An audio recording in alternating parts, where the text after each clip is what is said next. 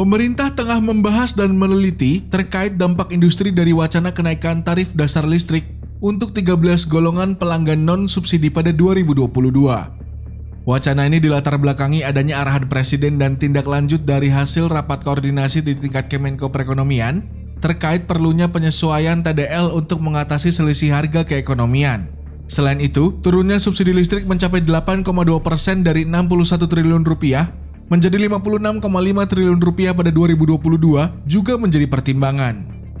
Dalam Fokus Group Discussion atau FGD bersama sejumlah perwakilan industri lewat aplikasi Zoom yang diselenggarakan Kementerian Perindustrian atau Kemenperin Senin 15 November 2021, Kepala Biro Perencanaan Kemenperin Andi Rizaldi mengatakan penelitian ini dilakukan bersama Indef untuk melihat dampak kenaikan TDL terhadap industri. Menurutnya, hal ini dilematis lantaran di satu sisi pemerintah harus menurunkan subsidi listrik, sementara industri harus melakukan pembatasan operasional yang berdampak ke pemasukan. Jadi ini juga merupakan PR bagi kami, bagi pemerintah, juga bagi asosiasi untuk mencari jalan tengah terkait dengan masukan yang perlu kita pertimbangkan sama-sama dari sisi pemerintah maupun kesanggupan dari dunia usaha. Dalam FGD tersebut, hasil riset peneliti Indef Ahmad Heri Firdaus, konsekuensi jika kenaikan TDL bagi industri dalam negeri cukup berdampak. Data dalam FGD tersebut menunjukkan simulasi kenaikan TDL pada golongan I3 atau lebih dari 200 kVA dan golongan I4 lebih atau sama dengan 30.000 kVA yang digunakan industri melesat tinggi, masing-masing 15,97% dan 20,78%. Tarif keekonomian golongan I3 menjadi Rp1.203,78 dari tarif lama Rp1.114,74.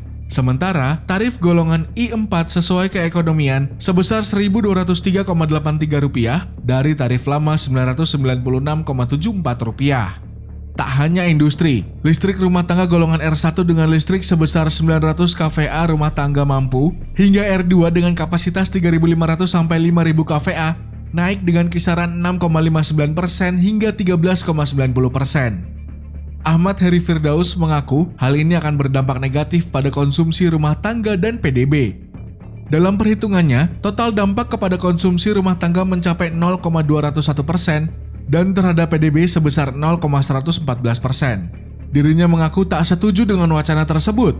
Kebijakan itu juga akan mengerek naik struktur biaya produksi industri dalam negeri, bahkan efek domino ke sektor lain. Dan juga kenaikan TDL-nya tentunya akan menimbulkan efek domino. Ya, pertama harga bahan baku lokal industri, industri intermediate dan industri hilirnya juga akan meningkat. Kemudian dikhawatirkan perusahaan akan melakukan efisiensi yang ujung-ujungnya melakukan pengurangan tenaga kerja. Kemudian juga perusahaan yang mengalami kondisi survive di masa pandemi, kemungkinan ada perusahaan yang tidak bisa melanjutkan usahanya karena biaya produksinya akan meningkat lagi. Selain wacana kenaikan TDL, industri juga dikhawatirkan dengan penerapan pajak karbon dari penggunaan listrik yang dihasilkan PLTU pada 2022. Salah satu industri yang bisa terdampak adalah pariwisata. Sekretaris Jenderal Perhimpunan Hotel dan Restoran Indonesia atau PHRI, Maulana Yusran, menilai negatif rencana pemerintah untuk mengimplementasikan kebijakan karbon tahun depan saat industri pariwisata belum seutuhnya pulih. Kebijakan pajak karbon itu dinilai ikut mendorong kenaikan tarif listrik di tingkat konsumen tahun depan, apalagi hampir pengeluaran terbesar perhotelan dan pariwisata adalah listrik. Kenaikan listrik itu akan menjadi beban usaha dalam situasi sulit seperti ini. Kami meminta jangan listrik dinaikkan, saat ini saja sudah susah. Efek dari kebijakan ini juga tidak hanya listrik tapi yang lainnya, kata Maulana kepada bisnis. Waduh, bisa-bisa harga barang dan jasa naik semua nih sobat bisnis.